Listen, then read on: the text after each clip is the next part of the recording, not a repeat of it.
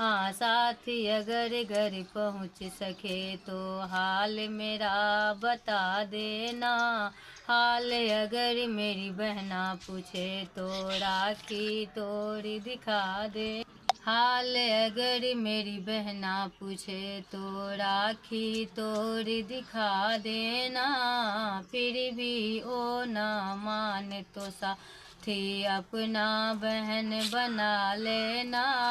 साथी अगर घर पहुँच सके तो हाल मेरा बता देना। हाल अगर मेरी पत्नी पूछे तो कंगन तोड़ दिखा देना। फिर भी ओ ना माने तो साथी मांग सिंदूर मिटा देना। साथी अगर घर पहुँच सके तो हाल मेरा बता देना। हाल अगर मेरी बच्चा पूछे तो खिलौना तोड़े दिखा देना। फिर भी ओ ना माने तो साथी अपना गोदी उठा लेना। हाँ साथी अगर घर पहुँच सके तो हाल मेरा बता देना।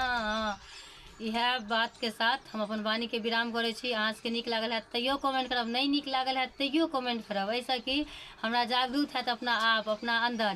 तो हम अहाँ सबके अखन तो 26 जनवरी के अछि, फिर 15 अगस्त में सेहो सुनायब, फिर अगला साल के सेहो तैयारी करब। तो जय मिथिला, जय मैथिली, जय हिंद, जय भारत।